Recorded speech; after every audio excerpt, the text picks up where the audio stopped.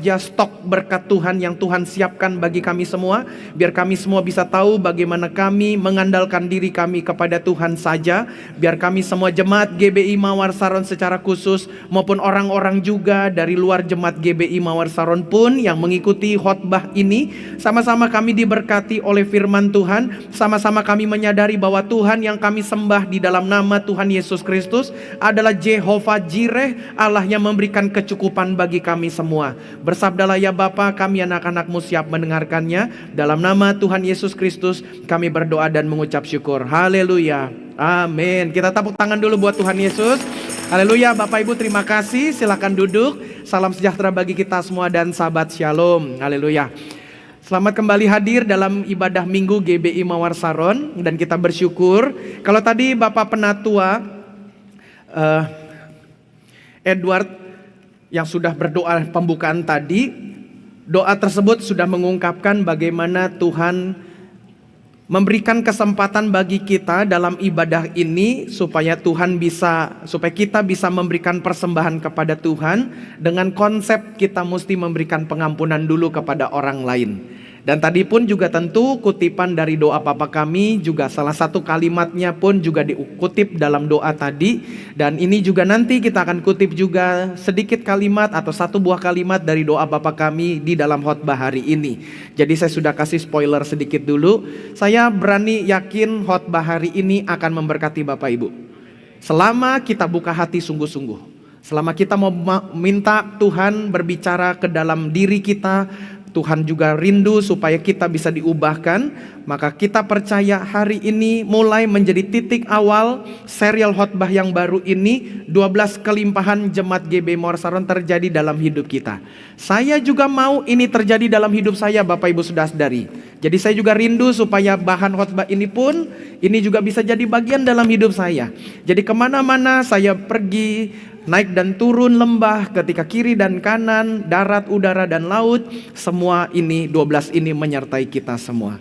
Sesungguhnya 12 tema ini kalau mau lebih mendetail pasti lebih dari 12 area Bapak Ibu Saudara-saudari. Pasti judulnya lebih dari 12. Tetapi kenapa saya kelompokkan saja menjadi 12? Karena buat kita orang Kristen angka 12 tidak asing dalam kehidupan kekristenan kita.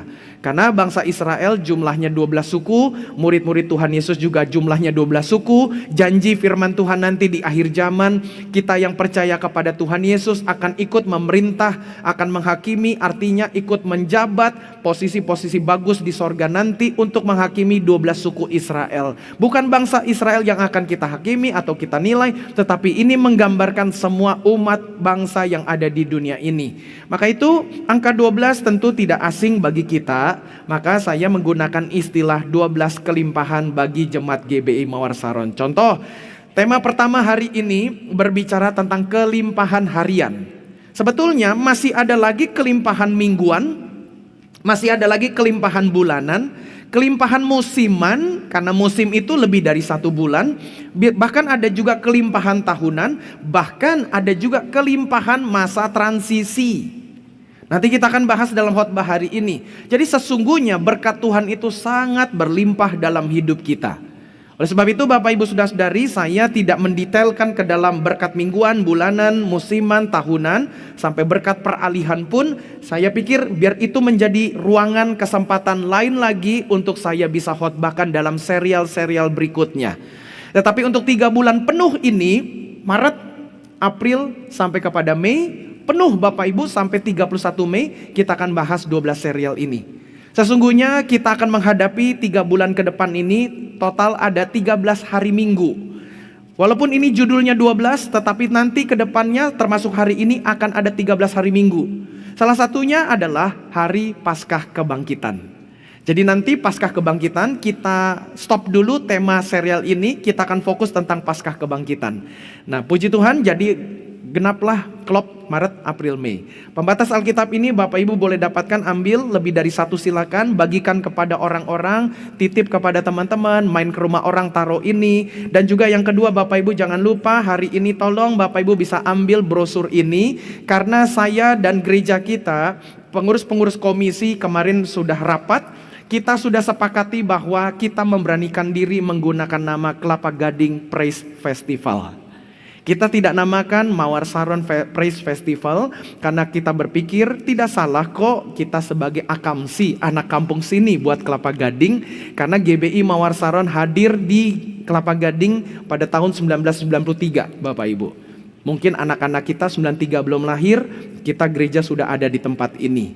Maka itu gereja kita sudah ada dari tahun 93 di Kelapa Gading. Kita menjadi gereja karismatik pertama yang ada di Kelapa Gading. Semampu saya ingat minimal ada satu gereja yang sudah ada di Kelapa Gading namanya Gereja Santo Yakobus. Itu adalah gereja Katolik. Dan minimal juga ada satu gereja lagi kalau tidak salah gereja Gepemri. Itu dekat bundaran Kelapa Gading. Dan itu sudah ada juga kalau nggak salah, dan itu gereja Protestan. Paling-paling satu lagi kalaupun ada Gereja Kristen Indonesia GKI. Tetapi semampu saya ingat untuk aliran karismatik baru kitalah yang pertama kali masuk di Kelapa Gading. Atau persempit lagi deh, kita tentu yang menjadi GBI pertama yang ada di Kelapa Gading. Jadi saya berpikir bahwa kita sebagai akamsi, anak kampung sini, dan saya pikir nggak apa-apa kok kita membuatkan namanya Kelapa Gading Praise Festival. Alasan yang kedua adalah saya sebagai pendeta melihat bahwa kalau memang benar tanda-tanda zaman sekarang ini sudah mengindikasikan kedatangan Tuhan sudah semakin dekat, maka saya rindu biar Bapak Ibu ikut juga dukung. Saya sebagai tentu gembala, sebagai pimpinan gerbong dari lokomotif dari gerbong kereta kita yang besar dan panjang ini, saya rindu supaya biar kita menjadi penggerak awal. Biar ada satu kebangkitan kekristenan sekali lagi sebelum kedatangan Tuhan Yesus yang kedua kali. Makanya saya rindu, kedepannya saya bocorkan saja, kalau memang nanti Kelapa Gading Praise Festival akan terus bergulir secara reguler, saya rindu dan berdoa nanti akan berubah menjadi Jakarta Utara Praise Festival. Bahkan kedepannya menjadi Jakarta, langsung seluruh Jakarta Praise Festival, bahkan nanti Jawa Praise Festival, sampai Indonesia Barat Praise Festival, sampai Indonesia Praise Festival, sampai Asia Tenggara Praise Festival, sampai Asia Praise Festival, sampai terakhirnya seluruh dunia Praise Festival. Nggak apa-apa, kita mesti mimpi besar, Bapak Ibu mesti berani mimpi besar. Dan memang ketika saya memperhatikan bahwa jalannya menuju kepada mimpi saya ini sebagai pimpinan gereja kita, Tuhan mudahkan jalannya kok. Dan ternyata saya memang melihat Bapak Ibu Saudara-saudari apa yang saya sebagai gembala dan pendeta rindukan. Yang penting nama Tuhan diberitakan, kerajaannya bisa ditegakkan, banyak jiwa bisa diselamatkan. Ternyata semua mimpi-mimpi dan rencana-rencana program-program saya dimudahkan Tuhan, Bapak Ibu Saudara-saudari. Jadi ketika saya melihat seperti itu, saya memberanikan diri dulu deh. Udah 2026, kita beranikan dulu, kita bikin namanya Kelapa Gading Praise Festival. Puji Tuhan, ini sahabat saya, Ibu Sari Simorangkir, ini bersedia untuk memberikan waktunya beliau untuk nanti mimpin puji-pujian bagi kita semua. Dan ini acara tanggal berapa Bapak Ibu? 14 Maret jam 3 sore. Tolong catat di kalender. Ini ambil brosurnya. Bapak Ibu bisa bagikan kepada orang-orang, kenalan. Ambil sebanyak-banyaknya gak apa-apa, asal jangan dikiloin. Jadi kalau ngambil banyak-banyak di kilo ini jangan dong, tapi bagi kepada orang-orang. Tinggal di apartemen ada rak-rak lemari-lemari pos, ambil banyakan, selipkan di situ. Bapak Ibu sambil doakan Tuhan, kiranya melalui brosur ini ada orang-orang yang bisa dilawat oleh Tuhan. Dan tentu saya sangat berharap Bapak Ibu saudara-saudari datang, luangkan waktu, atur, beranikan diri tutup toko kalau memang toko harus buka di sini. Aturlah supaya kalau memang bisa cuti kerja, jangan lewatkan Tuhan akan lawat kita dalam event ini. Maka itu ini akan menjadi kesempatan yang bagus. Kita akan mulai memberanikan diri untuk membuat satu gelombang yang baru. Kiranya melalui GBI Mawar Saron, bolehlah ada satu kali lagi deh kebangkitan rohani kekristenan sebelum kedatangan Tuhan yang kedua kalinya. Haleluya. Tepuk tangan sekali lagi buat kita semua deh Bapak Ibu. Puji Tuhan. Makanya dinamakan first edition, edisi pertama. Nanti ada edisi kedua dan edisi-edisi berikutnya.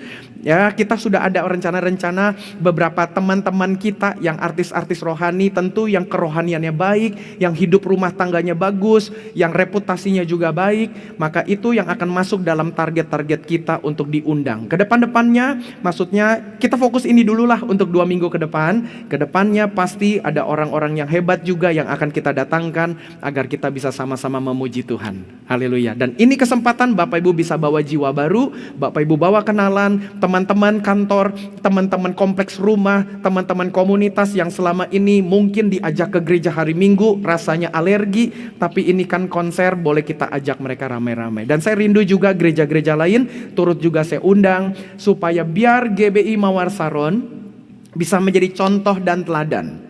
Kenapa? Karena gedung kita sudah bagus, AC kita sudah memadai, ruangan kita sudah baik, sound system sudah keren, videotron sudah mantap, nanti lighting pun juga sudah oke, parkiran juga sudah luas. Saya pikir ini yang menjadi kerinduan Pendeta Yakob. Gereja besar harus bisa pikul beban yang besar. Saya punya panggilan pribadi jemaat terkasih, yaitu adalah membantu, mementor adik-adik saya, anak-anak pendeta, anak-anak gembala yang terpanggil untuk meneruskan penggembalaan orang tuanya. Sama seperti situasi saya. Karena saya melihat bersyukur bahwa saya puji Tuhan meneruskan 5 tahun penggembalaan ini relatif mudah, relatif tidak ada masalah. Jadi ketika meneruskan 5 tahun ini, saya merasa bahwa wah, kalau memang semua dipersiapkan dengan baik, pasti akan bisa juga berjalan dengan baik. Maka itu saya juga rindu membimbing adik-adik saya ini, anak-anak pendeta, anak-anak gembala, supaya mereka bisa dimentor. Karena zaman saya seumuran mereka, tidak ada mentornya saya. Saya benar-benar berjalan sendirian, learning by doing, belajar sambil melakukan. Nah sekarang saya rindu supaya mereka pun ada pembimbingnya, yaitu saya.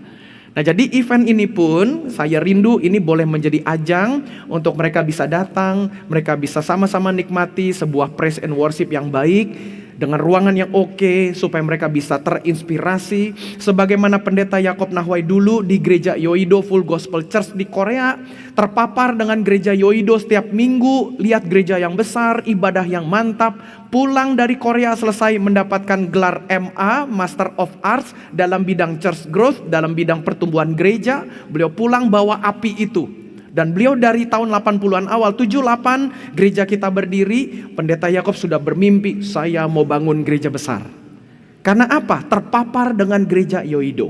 Saya rindu jemaat terkasih, engkau dan aku bisa memaparkan diri kita kepada orang-orang lain, khususnya gereja-gereja lain, supaya mereka bisa bersemangat. Kalau GBI Mawar Saron bisa, pasti kami juga bisa. Kalau Tuhan tolong GBI Mawar Saron, pasti Tuhan tolong juga kita. Itu inspirasi yang mau kita bagikan Bapak Ibu. Makanya acara ini bukan sekedar acara biasa saja, tetapi banyak hal-hal baik yang kita bisa canangkan, kita bisa agendakan di dalam acara ini. Jadi pastikan tanggal berapa? 14 Maret jam 3 sore. Bapak Ibu siapkan diri, datang. Acara ini gratis, gak usah daftar-daftaran. Yang penting Bapak Ibu datang, bawa jiwa baru, bawa kenalan, relasi, koneksi. Teman-teman yang lain silakan dibawa. Haleluya. Nah sebelum kita masuk kepada khotbah, ada satu video yang saya ingin Bapak Ibu boleh menikmati sebentar.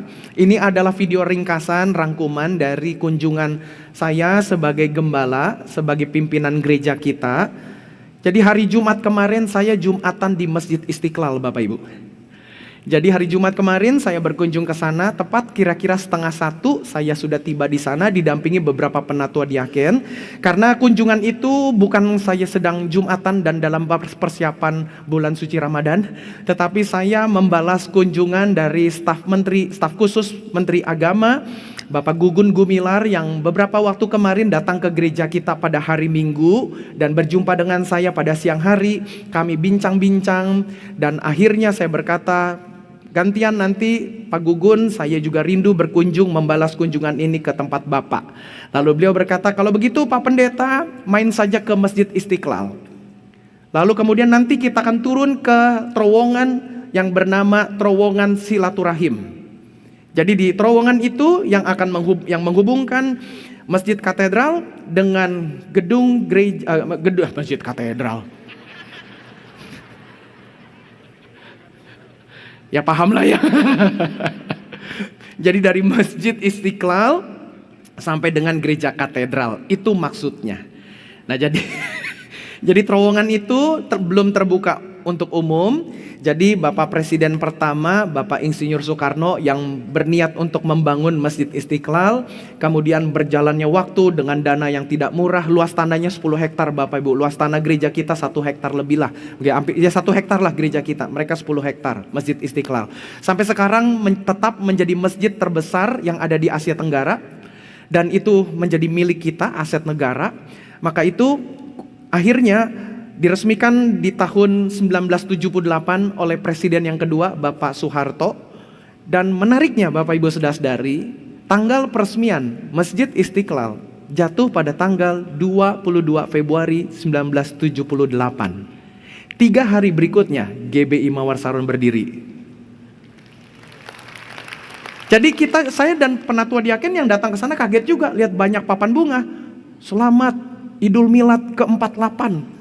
Terus gereja kita kan juga 48. Ternyata sama tanggalnya 22 Februari 1978, sementara gereja kita 25 Februari 1978. Selisih 3 hari. Mirip ya seperti kebangkitan Tuhan Yesus. Jadi puji Tuhan Bapak Ibu, dalam perjumpaan itu Tuhan sudah atur. Berkesempatan saya dan penatua diaken berjumpa dengan tokoh-tokoh yang lainnya. Salah satunya nanti di video Bapak Ibu bisa lihat, ada Ketua DPD Jakarta juga ikut hadir di sana. Tidak sengaja ketemu, tahu kami mau datang, beliau-beliau mampir. Lalu di ruangan yang sama pun di tempat salah satu ruangan VIP di Masjid Istiqlal itu juga ternyata Ustadz penceramah pada hari itu mampir dulu sebelum beliau pulang, mampir dulu ke ruangan itu. Nggak sengaja ketemu juga dengan kami yang bernama Habib Zindan. Itu juga seorang ulama yang nasionalis yang ada di negara kita. Nggak sengaja juga, bukan nggak sengaja lah ya, Tuhan sudah atur jumpa. Kemudian berikutnya tujuannya ingin ketemu staf khusus Menteri Agama, malah ketemu Bapak Menterinya. Jadi ya puji Tuhan lah. Nah jadi singkat saja video ini merangkumkan semuanya yang Bapak Ibu bisa nikmati sebentar. Haleluya.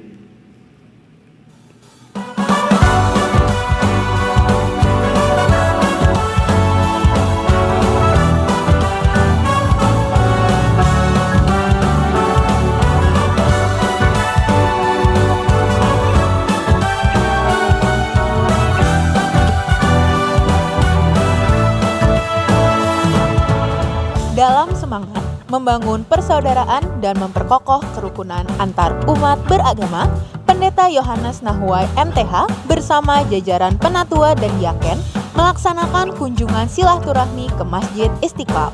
Secara khusus, rombongan mengunjungi terowongan silaturahmi yang menghubungkan Masjid Istiqlal dengan Gereja Katedral.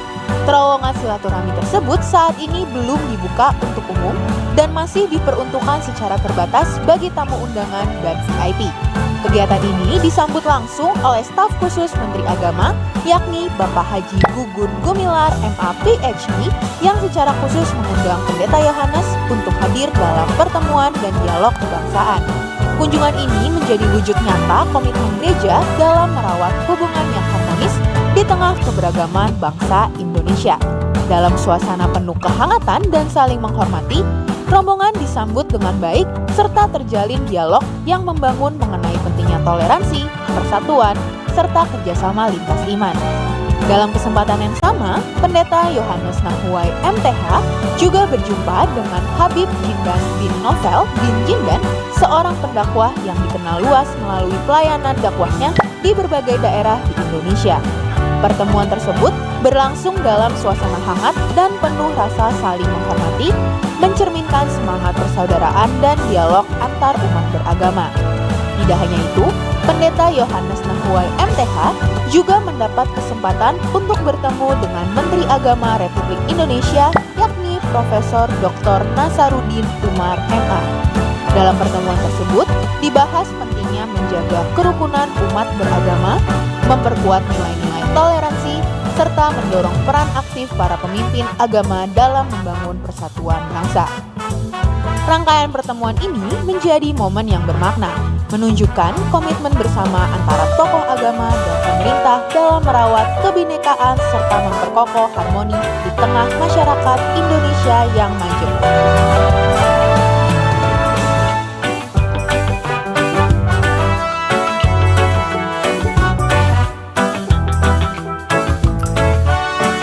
Ya, haleluya. Boleh tepuk tangan buat Tuhan Yesus Bapak Ibu.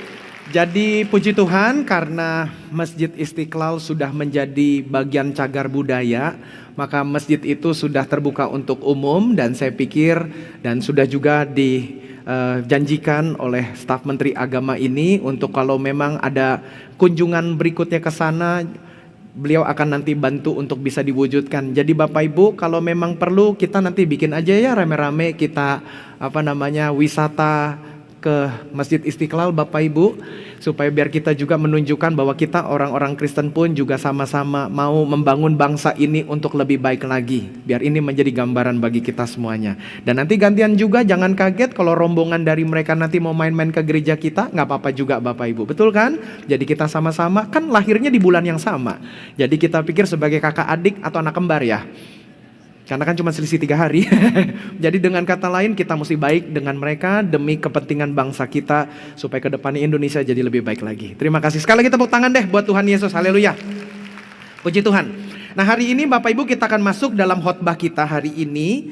Ketika berbicara sekali lagi tentang kelimpahan harian, Bapak Ibu memang tidak bisa dipungkiri bahwa apa yang kita lakukan dalam satu hari, apa yang kita jalankan dalam satu hari itu selalu terkait dengan kegiatan seminggu, kegiatan sebulan, kegiatan semusim, kegiatan tahunan, kegiatan 5 tahunan. Karena rencana-rencana kita untuk seminggu ke depan, kita mesti jalani per hari juga kok. Rencana bulanan kita juga mesti jalani per hari. Rencana tahunan kita juga jalani per hari kok. Maka itu memang rencana-rencana apapun yang kita lakukan dalam hidup ini, mau tidak mau harus dijalani hari-hari.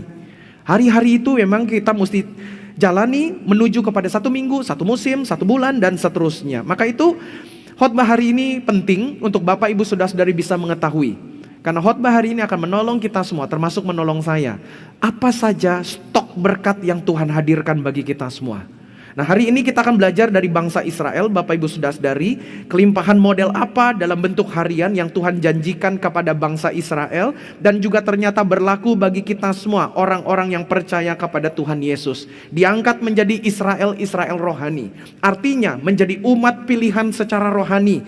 Mereka dipilih bangsa Israel, mereka dipilih karena kulit mereka sebagai umat pilihan, karena urusan jasmaniah. Tetapi kita dipilih bukan karena jasmani, tapi karena rohani. Itu yang Tuhan pakai. Maka itu kita akan belajar hari ini sebagai bangsa Israel rohani. Tuhan Allah menyediakan berkat-berkat harian bagi kita semua. Nah, apa saja berkat-berkat harian yang kita bisa dapatkan? Maka kita akan buka Alkitab kita. Bapak Ibu izin hari ini untuk baca ayat-ayat yang panjang. Ada 36 ayat yang akan kita baca, tapi saya yakin Bapak Ibu akan diberkati. Saya sudah pikir-pikirkan apakah perlu disingkat pembacaannya supaya nggak terlalu panjang. Tetapi saya sangat yakin semuanya dibaca supaya ini bagus untuk memberkati kita. Haleluya. Mari kita bangkit berdiri. Keluaran 16 ayat 1 sampai 36. Kita akan baca secara bergantian. Seperti biasa saya baca duluan ayat pertama, Bapak Ibu berikutnya ayat genap. Nanti ayat 36, ayat yang terakhir kita baca sama-sama. Keluaran 16 ayat 1 sampai ayat 36, judul perikopnya itu berbicara tentang, di TB1 berbicara tentang mana Sabat. Info untuk TB2, perikop ini judulnya pemberian mana dan penetapan Sabat. Itu TB2. Kita baca versi TB1. Setelah mereka berangkat dari Elim, tibalah segenap jemaah Israel di padang gurun Sin yang terletak di antara Elim dan Gunung Sinai pada hari yang ke-15 bulan yang kedua sejak mereka keluar dari tanah Mesir. Silakan. Di padang gurun itu bersungut-sungutlah segenap jemaah Israel kepada Musa dan Harun. Dan berkata kepada mereka, kalau kami mati tadinya di tanah Mesir oleh tangan Tuhan, ketika kami duduk menghadapi kuali berisi daging dan makan roti sampai kenyang. Sebab kamu membawa kami keluar ke padang gurun ini untuk membunuh seluruh jemaah ini dengan kelaparan. Lalu berfirmanlah Tuhan kepada Musa, sesungguhnya aku akan menurunkan dari langit hujan roti bagimu. Maka bangsa itu akan keluar dan memungut tiap-tiap hari sebanyak yang perlu untuk sehari, supaya mereka kucoba apakah mereka hidup menurut hukumku atau tidak. Dan pada hari yang ke-6, apabila mereka memasak yang dibawa mereka pulang, maka yang dibawa itu akan terdapat 2 kali lipat banyaknya dari apa yang dipungut mereka sehari-hari. Sesudah itu berkatalah Musa dan Harun kepada seluruh orang Israel, petang ini kamu akan mengetahui bahwa Tuhanlah yang telah membawa kamu keluar dari tanah Mesir. Dan besok pagi kamu melihat kemuliaan Tuhan, karena ia telah mendengar sungut-sungutmu kepadanya. Sebab apalah kami ini, maka kamu bersungut-sungut kepada kami. Lagi kata Musa, jika memang Tuhan yang memberi kamu makan daging pada waktu petang dan makan roti sampai kenyang pada waktu pagi, karena Tuhan telah mendengar sungut-sungutmu yang kamu sungut-sungutkan kepadanya. Apalah kami ini, bukan kepada kami sungut-sungutmu itu, tetapi kepada Tuhan.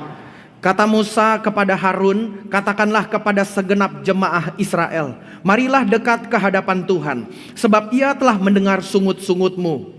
Dan sedang Harun berbicara kepada segenap jemaah Israel, mereka memalingkan mukanya ke arah padang gurun, maka tampaklah kemuliaan Tuhan dalam awan. Lalu berfirmanlah Tuhan kepada Musa, Aku telah mendengar sungut-sungut orang Israel. Katakanlah kepada mereka, pada waktu senja kamu akan makan daging, dan pada waktu pagi kamu akan kenyang makan roti. Maka kamu akan mengetahui bahwa akulah Tuhan Allahmu.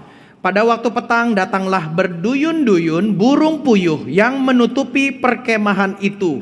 Dan pada waktu pagi terletaklah embun sekeliling perkemahan itu.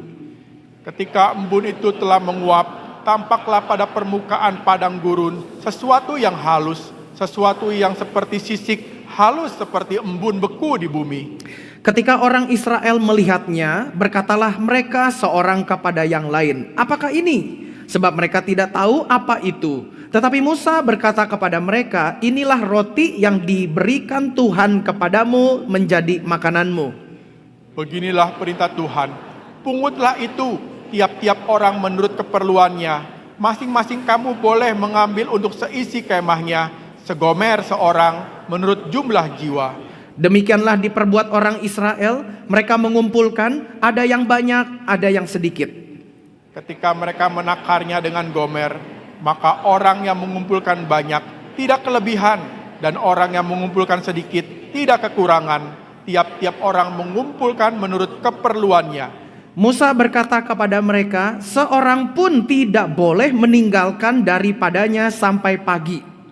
Tetapi ada yang tidak mendengarkan Musa dan meninggalkan daripadanya sampai pagi, lalu berulat dan bau berbusuk. Maka Musa menjadi marah kepada mereka.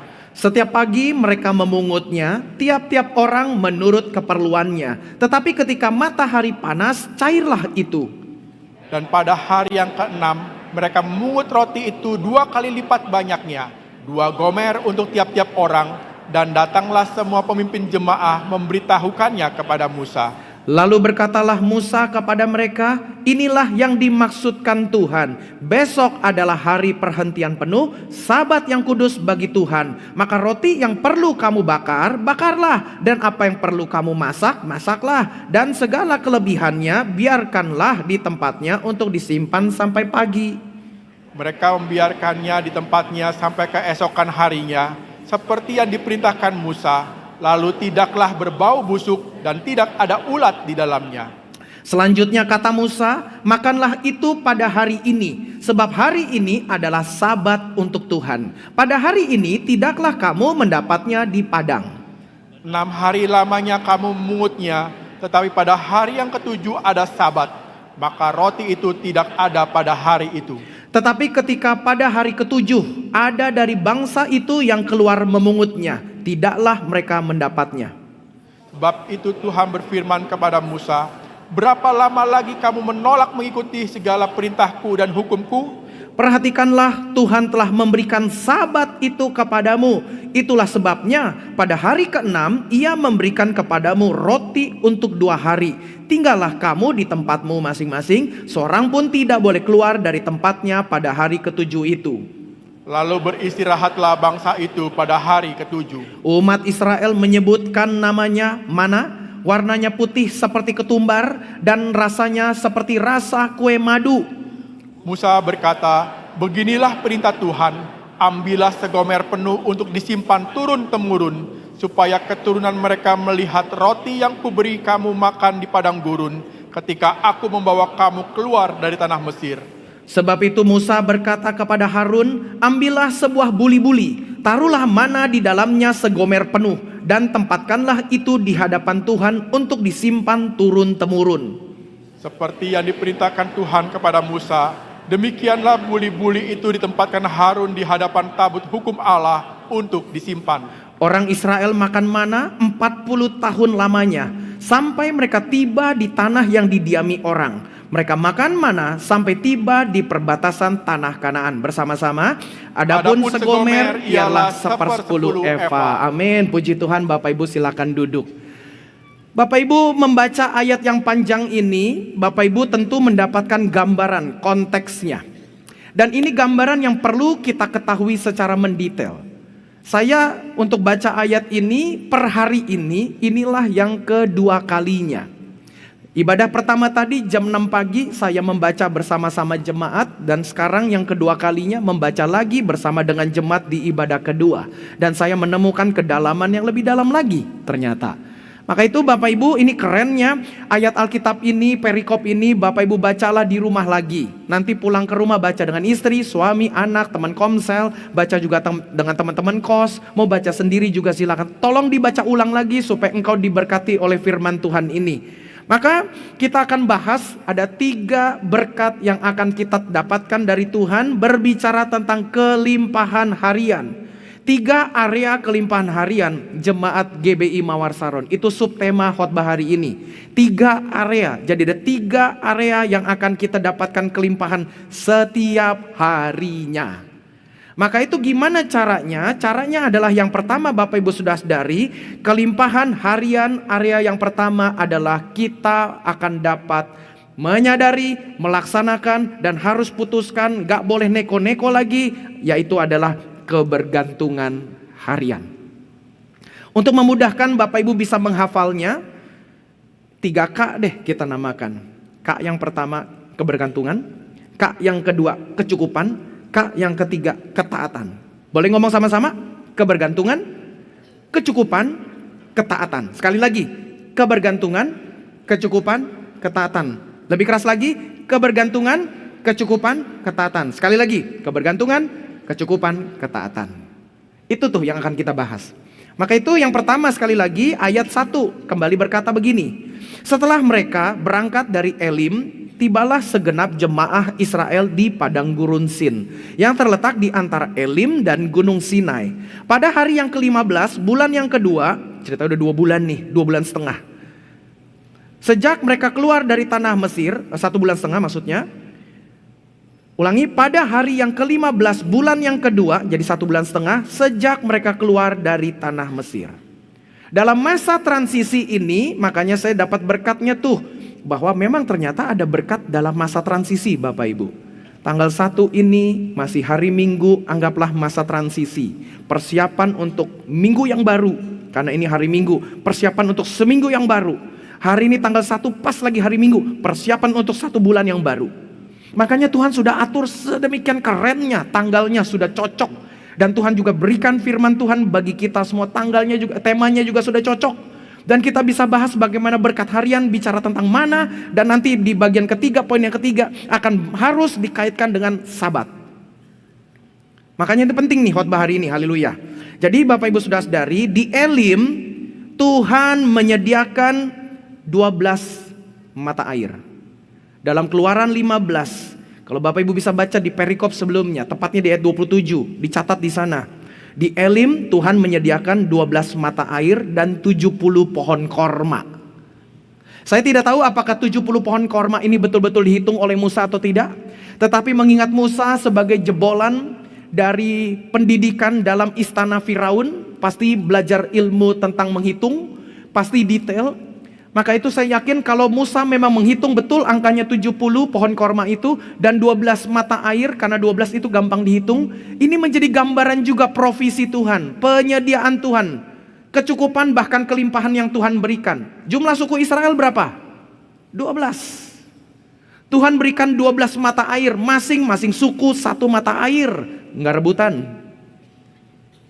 Bahkan pohon korma yang menjadi makanan mereka dikatakan 70. 7 itu angka sempurna, angka komplit. dikali 10 menjadi 70, rajanya komplit. Itu menjadi gambaran lagi kelimpahan yang Tuhan berikan. Harusnya bangsa Israel menyadari ketika mereka dalam masa transisi, mereka mengetahui bahwa oh iya ya, mata air saja Tuhan berikan, kita gak usah rebutan. Pohon korma dihitung 70, ternyata ini menjadi gambaran kesempurnaan di dalam Tuhan. Maka itu Bapak Ibu Saudara-saudari, saya berdoa dan harus kita beriman bersama-sama dalam hidup kita harian, mingguan, bulanan, musiman, tahunan. Selalu ada saja dalam hidup kita Tuhan akan berikan kecukupan 12 pohon korma dan 12 mata air dan 70 pohon korma bagi kehidupan kita. Pasti Tuhan akan berikan kecukupan. Maka itu poin yang pertama ini, kalau berbicara tentang kebergantungan harian, makanya kita nih jemaat terkasih, apa model bergantungnya sama Tuhan dalam harian kita ini? Ingat berkat kemarin. Ingat berkat kemarin. Ngomong sama-sama. Ingat berkat kemarin. Kita punya tendensi seperti bangsa Israel. Gampang lupa sama pertolongan Tuhan kemarin. Gampang lupa sama mujizat Tuhan kemarin. Gampang lupa sama perlindungan Tuhan minggu kemarin. Gampang lupa sama Tuhan buka pintu terkunci pada bulan kemarin. Hari ini pas kita tutup 2 bulan di tahun yang baru ini. Seringkali kita bisa lupa Tuhan sudah tolong di Januari, Tuhan sudah tolong di Februari. Lalu kita lupa dalam masa transisi ini. Tanggal 1 Maret menjadi masa transisi lah. Hari transisi menuju bulan yang baru. Minggu yang baru. Nah kita suka lupa nih pertolongan Tuhan kemarin. Tambah lagi Maret, aduh bulannya SPT. Kalau Bapak Ibu sudah dari pusing bikin SPT, mulai hari ini bersyukur. Kenapa? Karena hartanya banyak. Kalau orang hartanya sedikit gak pusing isi SPT, cepet. Tinggal tulis aja. Hartanya apa? Tusuk gigi. Itu pun ngambil di tempat makan. Yang gak ada hartanya gak pusing dia bisa sama SPT. Tapi kalau Bapak Ibu sudah pusing, aduh Pak Gembala Maret lagi. Aduh SPT. Laporan pajak pribadi, aduh gimana ya? Bikin pusing. Berarti bersyukurlah di satu sisi. Berarti banyak dong yang dilaporkan. Berarti banyak dong berkat Tuhan bagi hidup kita. Boleh gak tepuk tangan deh buat Tuhan Yesus kan? Jadi kita mesti belajar jemaat terkasih untuk banyak lihat berkat Tuhan. Untuk kita banyak melihat, menghitung berkat-berkat Tuhan, pertolongan Tuhan. Kalau ini ada di daerah Elim Bapak Ibu Saudara-saudari, kalau jalurnya, maaf saya udah gak kepikiran siapkan petanya deh. Tetapi Bapak Ibu dapat gambarannya begini. Mereka sekarang ayat ini sudah nyampe di Padang Gurun Sin. Padang Gurun Sin adalah tempat transisi dari daerah yang bernama Elim di antara dengan Gunung Sinai. Nah, jadi dari Elim mereka mau ke Gunung Sinai, mereka melewati Padang Gurun Sin dan mereka nyampe di Padang Gurun Sin. 1,5 bulan mereka sudah nyampe di situ. Jadi sebelum Padang Gurun Sin, daerah namanya Elim. 12 mata air, 70 pohon korma. Sebelum daerah Elim ada lagi satu daerah namanya Mara. Di Mara itu mereka dapatkan air tapi dalam posisi pahit, tidak layak diminum. Musa lemparkan kayu berubah jadi manis sehingga airnya bisa diminum. Itu namanya Mara. Sebelum Mara daerah lagi, satu lagi namanya Laut Teberau yang Tuhan belah. Jadi bangsa Israel bisa nyebrang melewati Laut Teberau, mereka ketemu di daerah namanya Mara, dapat minum. Ke Elim 12 mata air lagi, 70 pohon korma, baru ke Padang Gurun Sin, baru ke Gunung Sinai. Kalau dari Laut Teberau mundur lagi, ya udah biar gampang, perbudakan Mesir. Dalam perbudakan Mesir, bangsa Israel sudah melihat 10 mujizat Tuhan hadir. 10 tulah yang diturunkan bagi bangsa Israel. Bahkan puncaknya tulah ke-10 di mana anak-anak sulung, semua yang bernama sulung sampai ternak sulung pun bagi orang Mesir dibabat sama Tuhan. Dan puncaknya anak laki-laki Firaun ikut mati karena anak sulung. Bangsa Israel tidak mati anak sulungnya, ternak sulungnya karena apa? Karena ada darah penebusan dari anak domba. Jadi perintah Tuhan Allah kepada Musa untuk disampaikan kepada bangsa Israel, di tulah terakhir inilah Firaun akan tidak lagi berkeras hati dan akan melepaskan bangsa Israel. Tetapi syaratnya adalah malam ini semua ada dalam rumah masing-masing, jangan ada yang keluar. Potong anak domba jantan yang kudus, yang tidak bercela. Nanti darahnya dioleskan di ambang pintu setiap rumah dari umat Israel. Karena pada malam itu malaikat Tuhan akan turun menyisir seluruh tanah Mesir. Setiap rumah yang pintunya ada darah anak domba jantan akan dilewati oleh malaikat itu. Tapi yang tidak ada darah, malaikat akan masuk ke dalam rumah itu dan semua yang sulung akan dibunuh, dicabut nyawanya. Rumah yang ada darah anak domba jantan dilewati oleh malaikat. Itulah cikal bakal nama Paskah. Karena nama Paskah, istilah Paskah, sebutan Paskah dalam bahasa Ibraninya Pesach.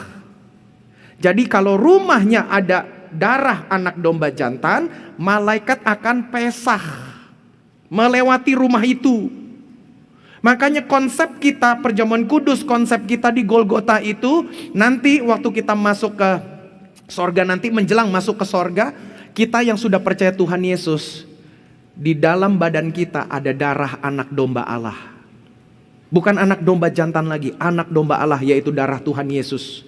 Makanya dengan darah anak domba Allah, darah Tuhan Yesus, waktu nanti di penghakiman sebelum penentuan sorga atau neraka, maka kita dihadapkan dengan buku kehidupan. Didaftarkan semua dosa-dosa dan kekurangan kita. Lalu akhirnya diputuskanlah, karena kamu percaya kepada Tuhan Yesus Kristus, kamu dipesah. Kamu dilewati dari beban hukuman ini. Maka kita dipisahkan, masuk ke dalam sorga. Yang tidak punya darah anak domba Allah akan tidak dipesah, tidak dilewatkan, akan dibebankan semua hukuman dari dosa-dosanya, neraka. Jelaskan Bapak Ibu, kode-kodenya dari Alkitab semua tuh. Haleluya. Maka itu berkat harian yang kita bisa dapatkan hari ini adalah kita belajar bahwa berkat Tuhan itu harus kita ingat dari berkat kemarin. Sekali lagi ayat 1. Setelah mereka berangkat dari Elim, tibalah segenap jemaah di padang gurun Sin. Tuh, baru dari Elim tiba di padang gurun Sin, baru setengah bulan. Harusnya mereka masih ingat dong 10 tulah. Harusnya mereka masih ingat dong, wah, laut Teberau yang dibelah. Di daerah Mara air menjadi manis. Di Elim yang belum lama ini 12 mata air, 70 pohon korma. Itu kan kode dari Tuhan Allah. Tenang aja, masing-masing suku gak usah rebutan. Ada mata air, 70 pohon korma, tanda pemeliharaan Tuhan begitu sempurna.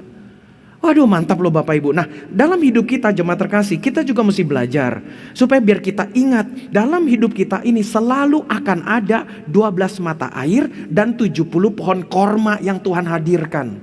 Artinya apa? Untuk menikmati hari ini, ingat berkat yang kemarin. Tuhan sudah tolong di minggu kemarin, Tuhan sudah tolong di bulan kemarin, Tuhan sudah tolong di bulan Januari, Tuhan sudah tolong di tahun lalu, Tuhan sudah tolong di 2 tahun lalu, 3 tahun yang lalu, dan seterusnya. Maka itu Bapak Ibu Saudara-saudari, ini kunci penting yang harus kita sadari. Lanjut ayat 2 dan 3. Di padang gurun itu dikatakan apa? Bersungut-sungutlah segenap jemaah Israel. Bersungut-sungutlah mereka. Camkan baik-baik jemaat terkasih. Satu persungutan sanggup mengunci seluruh berkat Tuhan. Satu persungutan sanggup mengunci seluruh berkat Tuhan. Kenapa berkat kita suka seret? Karena kita suka bersungut. Kenapa berkat kita terkunci? Karena kita kunci masa lalu kita. Kita gak mau ingat berkat Tuhan, pertolongan Tuhan di kemarin. Makanya kalau kita mau nyentuh lagi, balik deh. Paulus mengatakan lebih bagus bernubuat kan daripada berbahasa roh. Karena bernubuat itu kita sudah pelajari, menyatakan kemuliaan Tuhan, menyatakan kehebatan Tuhan. Kehebatan yang pertama, kehebatan di masa lalu, kehebatan di masa sekarang, dan kehebatan di masa depan. Makanya kan Alkitab juga terus katakan lagi kan, semua di dalam kitab Yoel sudah dinubuatkan kok, nanti orang-orang muda akan bernubuat.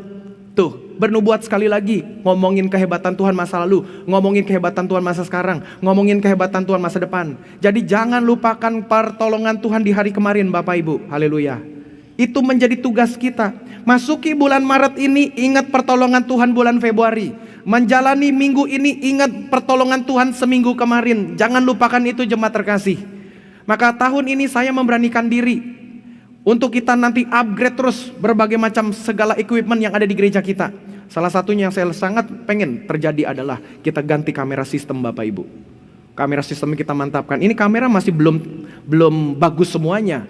Masih parsial. Comot-comot tipenya belum semuanya sama. Speknya belum tentu sama.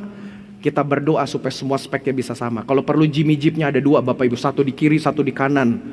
Begitu, biar keren Bapak Ibu, bukan untuk gagah-gagahan, tapi apa? Untuk menyatakan kalau Tuhan sudah berkati dengan sound system, Tuhan berkati dengan videotron, Tuhan berkati dengan AC yang bagus. Kedepannya terus dong, ada lagi 12 mata air, ada lagi 70 pohon korma yang Tuhan hadirkan di setiap musim perjalanan gereja kita Bapak Ibu.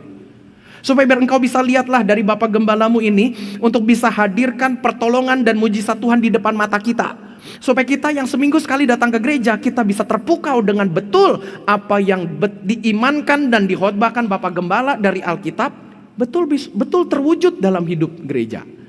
Biar engkau setiap kali datang ke gereja, lihat semua kehebatan Tuhan, pulang engkau jadi beriman. Boleh gak tepuk tangan buat Tuhan Yesus deh Bapak Ibu, haleluya.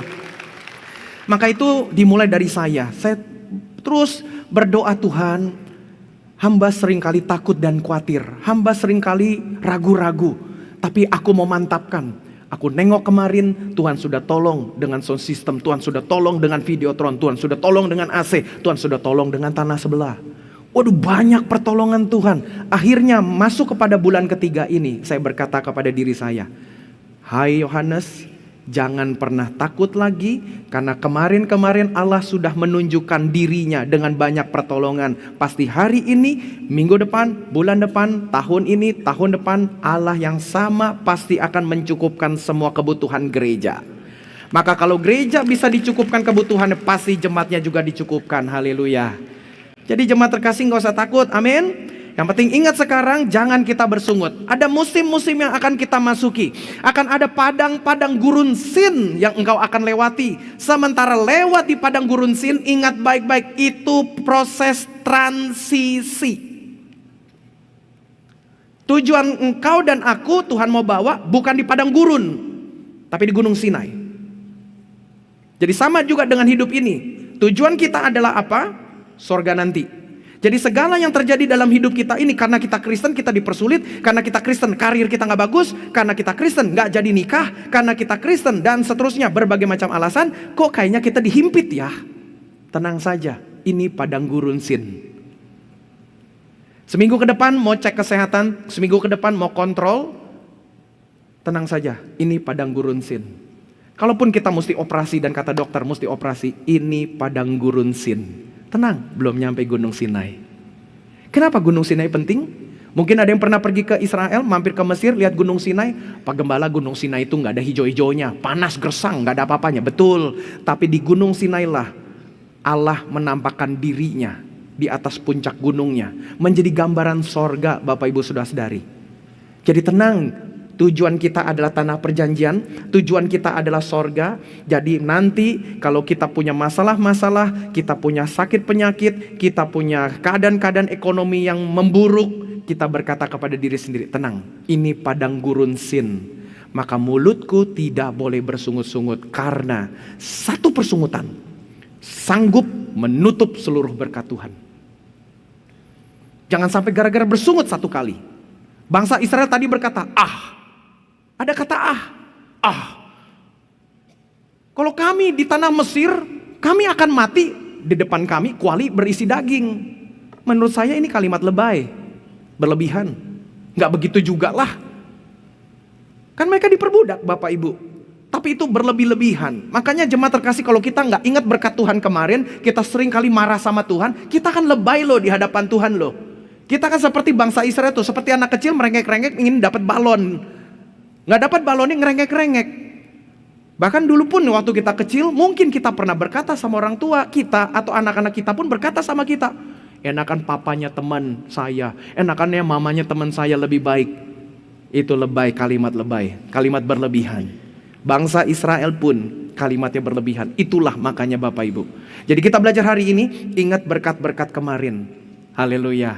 Jadi puji Tuhan, tim pemusik udah standby. Kita bangkit berdiri yuk Bapak Ibu, sebentar kita nyanyi lagu ya. Bila topan keras badai melanda hidupmu. Biar Bapak Ibu baca teksnya di layar. biar kita ingat cara hitung berkat Tuhan. Haleluya.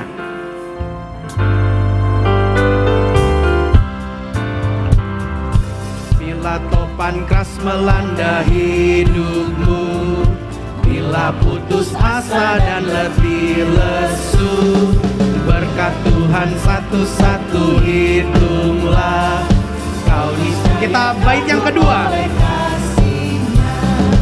Adakah beban membuat kau penat? Salib yang kau pikul menekan berat. Hitunglah berkatnya pasti kau lega dan bernyanyi. Bait yang ketiga, haleluya. Bila kau memandang harta orang lain, ingat janji Kristus yang lebih permai. Hitunglah berkat yang tidak terbeli, milikmu di surga. Bait yang keempat, haleluya. Dalam pergumulanmu di dunia, janganlah khawatir, Tuhan adalah. Hitunglah berkat sepanjang hidupmu, yakinlah malaikat menyertai. Berkat Tuhan mari hitunglah, berkat Tuhan mari hitunglah. Kau kan kagum oleh kasih-Nya. Berkat Tuhan mari hitunglah. Sekali lagi, berkat Tuhan mari hitunglah. Haleluya. Berkat Tuhan hitunglah. Kau kan kagum oleh kasih-Nya. Berkat Tuhan mari hitunglah. Kau niscaya kagum oleh, kau niscaya kagum oleh. Berkat Tuhan mari hitunglah. Kau niscaya, haleluya, sekali lagi. Berkat Tuhan mari hitunglah. Kau niscaya kagum oleh kasih. Haleluya, tepuk tangan buat Tuhan Yesus. Terima kasih tim pemusik, haleluya. Saking semangatnya sampai teksnya lari-lari. Puji Tuhan Bapak Ibu. Jadi itu kidung pujian nomor 439, haleluya. Jadi biar kidung pujian tadi menjadi pengingat, motivasi bagi kita untuk selalu ingat berkat Tuhan. Haleluya. Stok berkat Tuhan itu masih berlimpah Bapak Ibu. Tepuk tangan sekali lagi buat Tuhan Yesus, Tuhan kita. Haleluya. Jadi aplikasinya rajin baca Alkitab, jemaat terkasih. Rajin baca Alkitab. Kenapa? Agar ingat stok berkat Tuhan. Kalau kita mau makan di restoran, ada benda apa pertama yang dihadirkan? Apa tuh? Buku menu. Karena kita baca buku menu, baru kita tahu, oh Mbak, di sini ada cendol. Karena baca buku menu. Oh ternyata restorannya namanya ayam goreng Kalasan. Ternyata ada jual juga B2. Karena baca buku menu. Tahu stok restoran. Baca Alkitab, biar tahu stok menunya sorga. Makanya kita kurang baca Alkitab nih Bapak Ibu Saudara-saudari. Jadi seringkali Jadi kalau kita banyak baca Alkitab, haleluya. Lagi lewat padang gurun sin, haleluya, tenang aja. Kalau kemarin ada 12 mata air dan 70 pohon korma, pasti Tuhan akan tolong. Itu tuh harus begitu Bapak Ibu. Makanya jadi rajin baca Alkitab agar tahu stok berkatnya Tuhan. Rajin berdoa agar ingat juga stok berkatnya Tuhan. Karena kita seringkali lupa, termasuk saya juga Bapak Ibu. Seringkali lupa. Yang ketiga, rajin puasa. Kenapa? Agar kuat menanti stoknya Tuhan. Sering kan makan di restoran, kita pesan menu, lalu kita datang duluan di meja makan, orang lain di meja sebelah. Makanannya datang dia duluan. Pas kita lihat, loh masnya udah keluar bawa nampan, kita dalam hati, puji Tuhan itu order kita. Nggak tahu pas di order, dia melengos ke sana. Kita berkata, loh kok bukan kita punya? Mas, saya kan pesan duluan mas, kenapa dia? Betul nggak Bapak Ibu? Seringkali dalam hidup kita juga begitu. Loh aku kan yang rajin ke gereja, kok dia yang diberkati? Aku kan yang rajin pelayanan, kok dia duluan yang ganti mobil? Aku kan sudah rajin rutin perpuluhan, aku setia nggak macam-macam sama Tuhan, kok dia duluan yang tolong Tuhan? Makanya puasa itu penting Bapak Ibu Saudara-saudari agar kuat menanti stok berkat Tuhan untuk bisa hadir di hidup kita. Sama seperti di restoran, pramusajinya lagi lewat, kita pikir hore, makan nih. Nyampe di meja kita, Bapak pesan tadi Pak ayam kalasan? Enggak, saya pesannya B2-nya. Oh maaf, berarti ini meja lain. Kita pikir kita punya. Sama juga begitu kita rasa dalam hidup ini, ada berkat orang, kita rasa harus itu berkatnya saya tuh. Harus ini konsumennya saya nih. Harus ini teman saya nih. Makanya waktu kita bisnis, teman kita hianati kita tenang aja. Udah, hitunglah berkat Tuhan. Tenang aja. Haleluya. Jadi puji Tuhan Bapak Ibu diberkati ya. Baru poin 1 loh Bapak Ibu. Haleluya. Tepuk tangan sekali lagi buat Tuhan Yesus. Yang kedua, poin yang kedua kita lanjut. Haleluya. Kelimpahan yang kedua, kelimpahan harian yang kedua adalah tadi apa? Ketika kebergantungan, yang kedua adalah kecukupan. Kebergantungan kepada Tuhan, caranya cuma satu saja, ingat kemarin. Ingat aja kemarin, Tuhan udah tolong kemarin, Tuhan pasti tolong juga hari ini. Karena Bapak Ibu, hari ini bisa ada karena hari kemarin. Kita bisa berhasil hari ini karena hari kemarin. Kita bisa sehat hari ini karena kemarin punya makanan. Kita sakit mencret hari ini karena kemarin punya makanan. Kita sakit hari ini karena kemarin kurang istirahat. Tuh, kita jadi disusahin sama orang karena kemarin kita nyusahin orang. Kita ditolong orang karena kemarin kita nolong orang. Jadi kita tidak bisa dilepaskan dari hari kemarin. Maka itu berkat harian tidak bisa dilepaskan dari kemarin. Haleluya. Sukses berhasil hari ini karena hari kemarin. Kita bisa lulus di wisuda hari ini karena ada hari kemarin kita belajar. Kita ulangan hari ini bisa karena ada hari kemarin kita belajar. Tuh, istri baik hari ini karena kemarin. Suami baik hari ini karena ada hari kemarin. Tuh, jadi puji Tuhan, haleluya. Yang kedua, kecukupan harian. Ayat 13-16, pada waktu petang, datanglah berduyun-duyun burung puyuh yang menutupi perkemahan itu. Jadi semua lantai, semua padang ditutup sama burung puyuh. Jadi setiap petang itu, entah kenapa burung-burung puyuh kok mendadak pada gak bisa terbang. Tuhan Allah tahan mereka. Keplek ada di tanah. Bangsa Israel keluar dari tendanya, lalu cuma nangkepin dengan begitu mudah. Tuh Bapak Ibu. Lanjut lagi, 14. Ketika embun itu, 13 lanjut lagi. Pada waktu pagi, terletaklah embun sekeliling perkemahan itu. Lanjut 14. Ketika embun itu telah menguap, tampaklah pada permukaan padang gurun sesuatu yang halus, sesuatu yang seperti sisik, halus seperti embun, beku di bumi. Ketika orang Israel melihatnya, berkatalah mereka seorang kepada yang lain, apakah ini? Sebab mereka tidak pernah tahu apa itu. Tetapi Musa berkata kepada mereka, inilah roti yang diberikan Tuhan kepadamu menjadi makananmu. Beginilah perintah Tuhan, pungutlah itu. Tiap-tiap orang menurut apa? Keperluannya. Masing-masing kamu boleh mengambil untuk seisi kemahnya. Segomer seorang. Kata segomer seorang itu keren Bapak Ibu Saudara-saudari. Makasih, ini saya pakai alat peraga loh Bapak Ibu. Ini ada yang punya di gereja, ada yang ketinggalan ya, pinjam dulu ya. Enggak, ini saya bawa dari rumah. Sebagai contoh Bapak Ibu, mungkin ibu-ibu ada yang tahu ini ukurannya berapa? Ada nggak yang jago?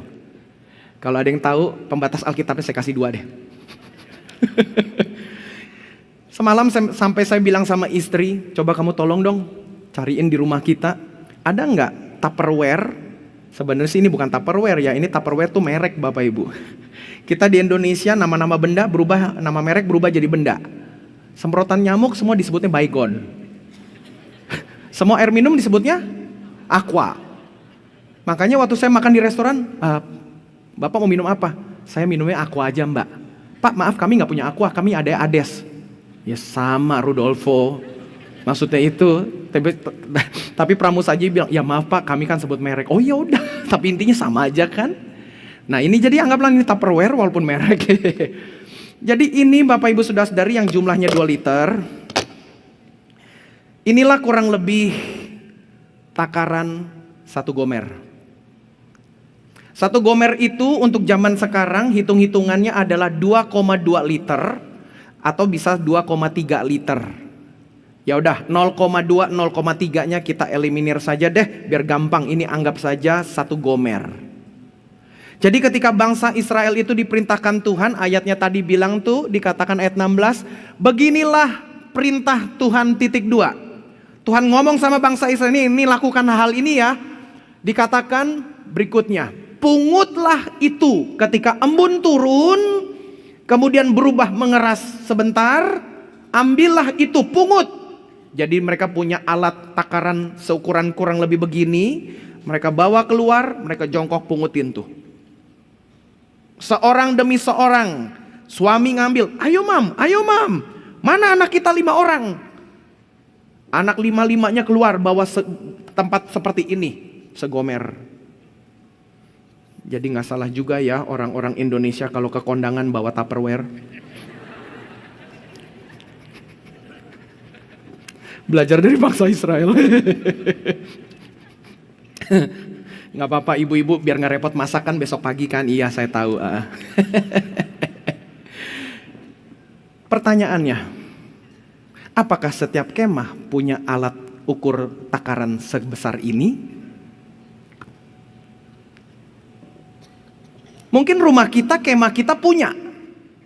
Tapi kemah tetangga, ya gue tinggal gomernya gue dulu di Mesir. Satu lagi berkata, ya gomer gue jatuh waktu kita lagi lewat Laut Teberau. Yang satu lagi berkata, ya gomernya gue ketinggalan di Elim. Ketinggalan lagi di Mara. Waktu kita ngambil minum tuh gue lupa. Ada lagi pasangan muda-mudi. Menjelang tulah pertama akan datang, ternyata mereka baru nikah. Baru nikah tinggal di rumah sendiri.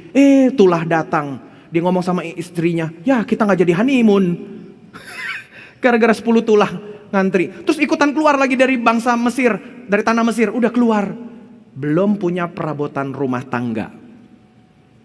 Belum punya alat seperti Tupperware begini seukuran gomer. Mungkin Tupperware muda-mudi yang baru kawin itu sebegini ukurannya.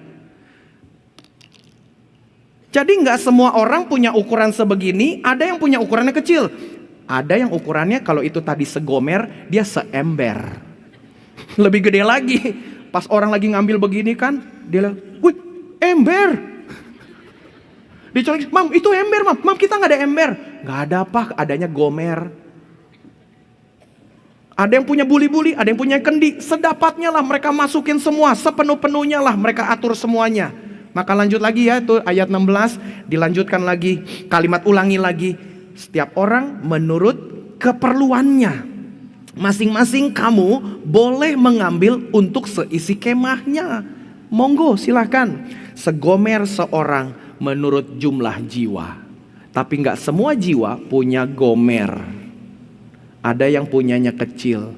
Jangan-jangan yang muda-mudi tadi yang baru kawin tuh belum punya perabotan. Ya udahlah semampunya kita ambil. Atau juga istrinya bilang, udah pak kita taruh begini. Mau masuk pulang. Tapi Alkitab mengatakan, mau yang ngambil gomer, mau yang ngambil segini, mau ada yang lebih besar, semua berkecukupan. Itulah ajaibnya Tuhan. Ada yang ngambil sebegini ngikutin. Oh kata Om Musa udah ngomong kita patuh ya mam, patuh. Satu orang suami makan segini, sehari makan 2 kali, cukup. Istrinya juga punya gomer, cukup. Anak-anaknya punya gomer. Ada yang abangnya paling besar, anak laki-laki makannya banyak. Kok cukup? Adiknya bontot yang anak nomor 5 perempuan makannya sedikit. Kok cukup? Kok gak kelebihan? Itu keajaiban Tuhan setiap hari. Ada juga yang di sebelah tadi, mungkin ketika ngambil ngeliat-ngeliat tetangga yang lain pakai gomer besar seperti itu, dia cuma sekecil begini, dia ambil dalam hatinya. Ya kok segini ya, kita gak punya gomer ya mam, udahlah pasrah aja deh. Pas mereka tadi kata Tuhan, terserah mau dibakar barbeque atau mau dimasak tumis. Terserah. Tapi waktu mereka mulai bakar, kok gak habis-habis ya, kok cukup ya. Sampai malamnya mereka bikin, kok pas ya, bisa habis. Terus tetangganya juga, bisa habis. Sama-sama kok bisa pas ya. Hari kedua saling cerita. Lu cukup lu segitu? Cukup bro. Lu segini gak kebanyakan? Gak masalah bro. Yang bawa kendi, lu kalau kelebihan nggak? Enggak.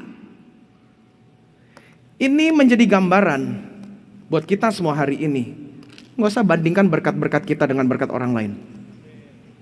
Nggak usah bandingkan berkat orang lain sama berkat kita, jemaat terkasih. Semua masing-masing sudah punya gomernya sendiri-sendiri, haleluya. Maka itu jangan khawatir dan jangan putus asa. Selalu Tuhan akan berikan segomer setiap orang. Tuhan kalau sudah izinkan engkau bisa punya anak sampai 7, Tuhan pasti akan siapkan semuanya Bapak Ibu. Jangan takut jemaat terkasih. Biar mulai dari sekarang mentalitas kita adalah mentalitas percaya dengan pertolongan Tuhan. Haleluya. Jadi kelimpahan yang kedua adalah kecukupan harian. Pasti Tuhan Allah akan berikan kecukupan. Tuhan Yesus berkata, Allah yang sudah jadi manusia, lihat burung di udara. Gak pakai gomer-gomeran. Burung kecil, burung besar, elang raja wali, burung pipit, semua Tuhan pelihara. Tuh Bapak Ibu, berikutnya lagi, makanya Tuhan Yesus ajarkan lagi kepada murid-muridnya. Tentang apa? Tentang doa Bapa kami. Berikanlah makanan kami, apa? Secukupnya. Murid-murid diingatkan padang gurun Sin, tenang, Tuhan tahu setiap masing-masing orang punya gomernya masing-masing. Saya teringat dengan cerita sekolah minggu. Anak sekolah minggunya tanya sama kakak sekolah minggunya, kakak, kenapa dalam doa Bapa kami kok diajarkan berikanlah kami makanan yang secukupnya? Kenapa enggak makanan yang sekenyang-kenyangnya?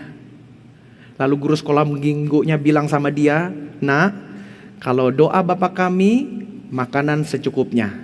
Tapi kalau doa makan sekenyang-kenyangnya itu bukan doa Bapa kami, tapi doa Bapa kamu. Saya teringat lagi juga tadi ibadah pertama. Karena ada Bapak Penatua, Bapak Raymond Tumewu. Kalau kami penatua diaken kumpul, lagi rapat, lagi fellowship, lalu kan kadang-kadang saya suka tanya, oke, siapa yang pimpin doa makan? Lalu ada yang nyeletuk, udah Pak Raymond aja. Akhirnya Pak Raymond berdoa. Dan beliau selalu berdoa makan, selalu dengan begini, Tuhan mampukan kami untuk makan dengan takaran yang pas. Waktu saya dengar doa begitu, saya berkata, ya gak bisa nambah dong. Maka tadi pagi di hadapan beberapa penatua yang hadir di ibadah pertama dan Bapak Penatua Raymond Tumewo juga hadir. Tadi pagi saya sudah putuskan, untuk kedepannya doa makan jangan Bapak Raymond lagi. Kita gak bisa nambah. Kita suruh orang lain aja. Tapi artinya Bapak Ibu sudah sadari, itu jaminan pemeliharaan Tuhan, haleluya. Bahwa Tuhan pasti akan pelihara kita, jangan takut. Saya teringat juga bagaimana Pendeta Yakob Nahuai pernah berpesan kepada kita semua. Waktu beliau masih hidup, menggembalakan kita, beliau berkata bahwa berkat kita tidak akan ketukar dengan orang lain, haleluya. Jadi Bapak Ibu jangan takut. Kita yang rajin beribadah, tetangga yang gak ibadah, kok udah ganti mobil listrik ya? Lalu kita lihat lagi, ini yang kerjanya gak bener, yang selalu punya wanita lain, kok udah ganti ya Samsung S26? Udah mampu ya beli S26, kita beli S lilin aja. Pikir-pikir, gak usah banding-bandingkan lagi mulai hari ini. Usaha pekerjaan kita, tokoh kita, karir kita, pasangan kita, anak-anak kita. Kenapa ya kok kita gak punya anak? Kenapa dia punya anak? Kenapa ya anak kita kok begini? Kenapa anak yang lain kok gak begini? Kenapa begini, kenapa begitu? Atau saya, kenapa ya gereja lain? Kenapa ya gereja saya? Atau ini Bapak Ibu yang gembala-gembala yang mendengarkan khotbah saya. Nanti akan CGID datang lagi tanggal 24-25 September 2026. Nanti kita datang ke tempat ini lagi. Gak usah banding-bandingkan. Kenapa ya Tuhan tolong GB Morsaron, kenapa aku enggak ya?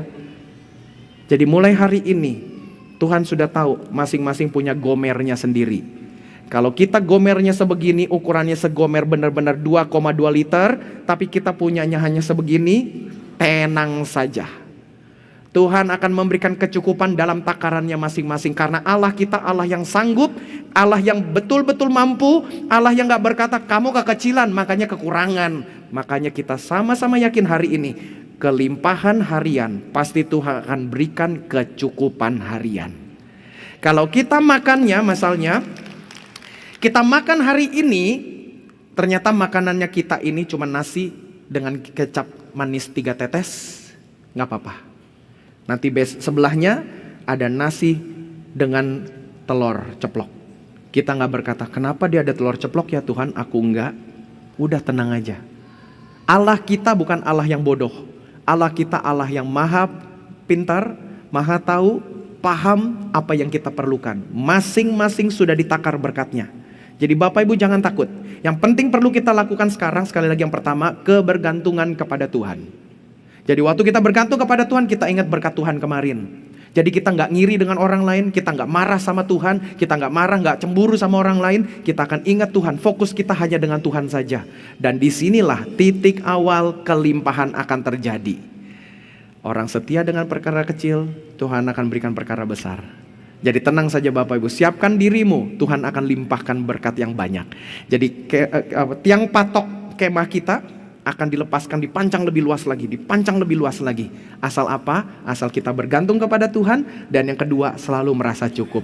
Haleluya. Tepuk tangan buat Tuhan Yesus. Puji Tuhan. Ayat 17-21, demikianlah diperbuat oleh orang Israel. Mereka mengumpulkan, ada yang banyak, ada yang sedikit. Ketika mereka menakarnya dengan gomer ukuran sebegini, maka orang yang mengumpulkan banyak segomer ini tidak kelebihan. Dan orang yang mengumpulkan sedikit, haleluya, tidak kekurangan. Tiap-tiap orang yang mengumpulkan menurut keperluannya, menurut keadaannya.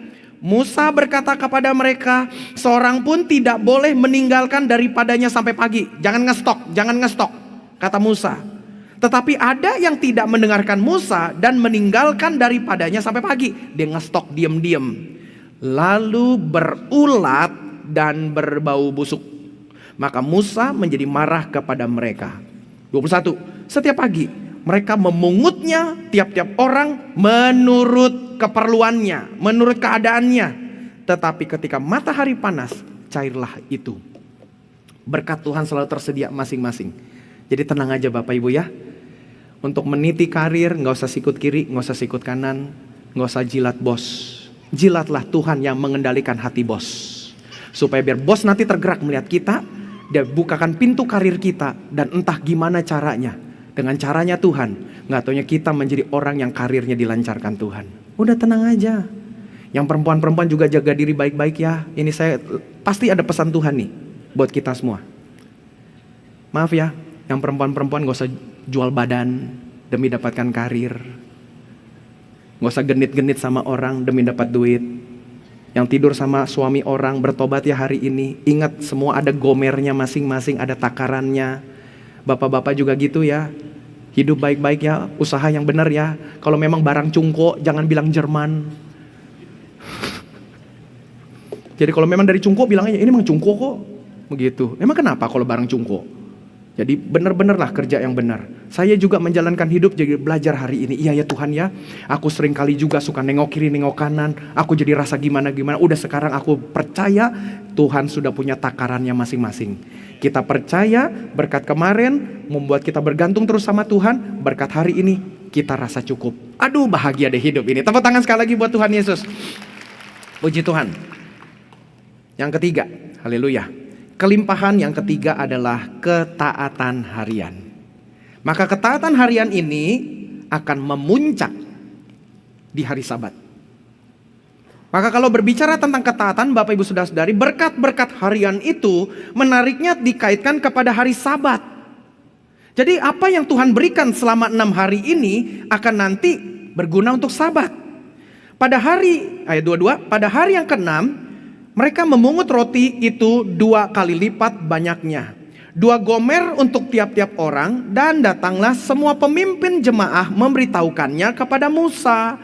Lalu berkatalah Musa kepada mereka, inilah yang dimaksudkan Tuhan. Besok adalah hari perhentian penuh, Sabat yang kudus bagi Tuhan. Maka roti yang perlu kamu bakar, bakarlah. Dan apa yang perlu kamu masak, masaklah. Dan segala kelebihannya biarkanlah di tempatnya untuk disimpan sampai pagi. Sampai sini dulu stop sebentar. Mereka lupa, Musa sudah bilang, masing-masing contoh tadi itu satu keluarga yang punya 5 anak. Dengan suami dan istri berarti mereka punya 7 Tupperware ukuran 1 gomer. Jadi waktu mereka itu di hari ke-6 mereka suruh ngambil. Ini nih tua-tua Yahudi lapor nih kepada Musa. Jadi pada hari ke-6 itu selama 5 hari sebelumnya orang ngambil secukupnya. Tapi di hari ke-6 karena besoknya nggak boleh mungut, mereka dapat ide. Bilang sama istri, "Mam, kalau gitu semua kotak-kotak kita ambil, Mam. Dari rumah ya, bawa aja ya, Mam. Karena ini hari ini, besok kan nggak ngambil." Jadi sebelumnya orang hanya ngambil sebegini cukup, karena dia berpikir untuk hari besok dia bawa semampunya. Dia ngambil segini, dia masukin lagi. Ini kan buat besok, ini hari ini. Dilaporkanlah tua-tua Yahudi itu kepada Musa. Ini hal penting loh jemaat terkasih. Akhirnya Musa bilang sama bangsa Israel, "Kan udah diajarin, ambil aja tetap 1 gomer di hari ke-6 ini. Nanti kamu mau bakar, bakarlah secukupnya. Bakarlah sesuai kebiasaanmu. Lalu engkau juga malamnya mau masak, masaklah. Tenang aja. Mujizat akan terjadi di malamnya. Kalaupun kamu rasa semuanya habis untuk hari ini, tapi kamu sudah tahu kan, besok hari Sabat, Tuhan pelihara kamu. Akan keisi penuh sama Tuhan. Balik lagi." Nah mereka yang tadi berpikir sendiri secara hukum ekonomi, wah ini kan udah jatah sehari, wah ini buat besok, dia bawa 2. Kalau dia punya Tupperware. Tapi kan kemah-kemah yang lain belum tentu punya Tupperware. Balik lagi kepada anak muda yang baru nikah tadi tuh, yang hari-hari aja mereka ngambil dimasukin ke jubah bawa begini. Terus gimana untuk hari Sabat? Dia nengok lagi, ya yang lain punya banyak alatnya, banyak Tupperware, kita gak punya apa-apa lagi. Toh Tuhan tetap pelihara. Intinya adalah tetap rasa cukup, Tuhan akan lipat kali gandakan. Itulah kelimpahan, abundance. Boleh gak tepuk tangan sekali lagi Bapak Ibu? Makanya jemaat terkasih, hari Minggu begini engkau tutup tokomu untuk pergi ke gereja.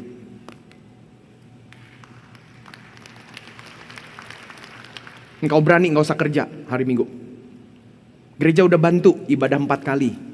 Harus izin sama bos. Berani ngomong sama bos gini, "Bos, aku tolong diizinkan ibadah bos, 3 jam deh, aku izin. Tapi aku berani jamin, kinerjaku akan mantap." Jadi tunjukkan diri dengan mantap Bapak Ibu Saudara-saudari, performnya mesti mantap. Anak-anak besok ujian ulangan, bawa ke sekolah minggu. Jangan taruh di rumah suruh belajar, bawa ke sekolah minggu. Biar ketemu Tuhan dulu, otaknya jadi tahu sama Tuhan, connect sama Bapa di sorga, supaya minggu-minggu berikutnya untuk ulangan, hari-hari berikutnya mereka tahu apa yang harus mereka kerjakan. Kita bawa semuanya dekat dengan Tuhan. Kenapa? Karena hari Sabat itu sebetulnya berbicara tentang double portion. Double portion. Porsinya jadi double. Sabtunya ambil aja seperti biasa.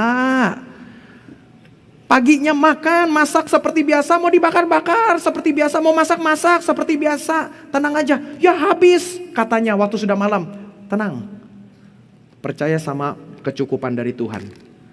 Besok paginya bangun hari Sabat, perintahnya nggak usah keluar dari kemah, tetap diam di dalam. Mujizat terjadi. Loh, kok penuh lagi ya? Kita bisa makan di hari Sabat. Itu mujizat itu Bapak Ibu. Makanya Tuhan berkata dengan jaminan di Adam dan Hawa di Taman Eden, kuduskanlah hari Sabat. Di situ Allah memberikan provisi, Allah memberikan berkat double portion Bapak Ibu. Haleluya. Jadi percaya sama Tuhan jemaat terkasih. Kalau memang Minggu harus ke gereja, jangan cari-cari yang lain. Ini tahun kelimpahan, sekali lagi seperti saya katakan di minggu-minggu kemarin. Ini akan menentukan nih Bapak Ibu, bahwa di tahun kelimpahan ini akan terbagi kepada 2 bagian, 2 kelompok nih jemaat GB Morsaron. Yang pertama kelompok jemaat yang diberkati secara melimpah. Yang kedua kelompok jemaat yang tidak diberkati secara melimpah. Dan hari ini kita kembali diingatkan, berkat harian dikaitkan dengan Sabat. 6 hari engkau cukuplah bekerja. Pada hari ke-7 engkau bergereja. Kalaupun sedang liburan lebaran nanti ini mau liburan Bapak Ibu Saudara-saudari, 6 hari cukuplah jalan-jalan. Masa hari ke-7 masih jalan-jalan lagi? Emang gak cukup 6 hari kemarin jalan-jalan? Masih hari ke-7 lagi jalan-jalan? 6 hari udah kita ke dokter, kita pusing-pusingan. Di hari Minggu tetap beriman sama Tuhan, hari ini Sabat. Puji Tuhan gereja udah ada live streaming, ikut ibadah di situ. Atur sama dokternya, "Dok, aku mau ikut ibadah live streaming dulu ya sebelum masuk operasi. Tolong tunggu dulu." Boleh nggak aku operasinya siangan? Aku ikut dulu ibadah jam 6, aku ikut dulu ibadah jam 9, ikutin live streaming dulu. Sampai kemarin ada salah satu pemimpin gereja kita, istrinya sedang hamil, udah hamil mau melahirkan. Tanggalnya tanggal hari Minggu, ibadah dulu jam 6 pagi. Selesai salaman sama saya tanya, tumben ibadah jam 6 pagi? Iya, karena habis dari gereja ini, langsung mau melahirkan. Saya sampai berkata, astaga. Sampai masih kaget, wah mantap. Kalau begitu boleh nggak usul? Nama tengahnya Sabat. Sampai begitunya Bapak Ibu. Jadi percaya dengan double portionnya dari Tuhan. Makanya hari Sabat itu betul-betul gak main-main loh. Kuduskanlah hari Sabat. Makanya di hari Sabat itu Bapak Ibu menjadi hari di mana kita percaya dan beriman kepada Tuhan. Di hari kerja bisa gak kita izin 3 jam begini gak ngapa-ngapain? Bisa gak dan boleh gak? Bapak Ibu 3 jam ini ya udah nyanyi, kita gak ngapa-ngapain lah tanda petik. Tapi bisa gak di hari kerja? Bos, aku mau izin dulu ya. Gak bisa Bapak Ibu. Kita tinggalkan rumah kita loh. Kalau di hari kerja, mungkin gambarannya begini. Suami pergi kerja, istri jaga rumah, ngurus rumah dan anak-anak. Tapi ke gereja, suami pergi, istri pergi, anak-anak pergi. Rumah kosong melompong. Gak ada yang jaga seperti di hari kerja.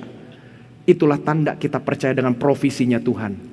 Tuhan pelihara rumah kita, Tuhan jaga rumah kita, Tuhan lindungi toko kita. Kalau hari-hari biasa kita pergi, istri yang jaga toko, istri yang pergi, suami jaga toko, istri dan suami pergi, anak pertama yang jaga toko. Tapi pada hari Minggu kita semua pergi ke gereja, toko kosong melompong. Karena kita percaya dengan perlindungan Tuhan Bapak Ibu Saudara-saudari. Itu loh pentingnya loh hari Sabat loh. Jemaat terkasih, makanya ini kunci berkat melimpah. Saya sangat rindu supaya Bapak Ibu Saudara-saudari bisa benar-benar dapat berkat melimpah. Hari Sabat adalah hari peristirahatan manusia karena Tuhan mau menunjukkan pemeliharaannya harian. Termasuk hari ini satu hari Tuhan mau tunjukkan pemeliharaannya. Ada yang datang ke gereja walaupun rumah sedang bocor, puji Tuhan mantap. Ada yang sedang ke gereja walaupun rumah lagi rusak, puji Tuhan. Ngomong sama istri lagi, mam kita ke gereja dulu mam. Rumah biarin aja, gak kemana-mana. Yang penting kita ke gereja. Puji Tuhan, terima kasih. Pertahankan seperti itu. Masuki bulan ketiga, jalani minggu ini, minggu depan, bulan 4 sampai bulan 12. Saya pasti jamin berkat kelimpahan akan terjadi bagi kita semua. Dimulai dari berkat harian. Mari kita bangkit berdiri. Haleluya. Kita angkat pujian untuk kita menyatakan komitmen kita untuk melaksanakan firman Tuhan. Haleluya. Kusiapkan hatiku Tuhan. Kusiapkan hatiku Tuhan,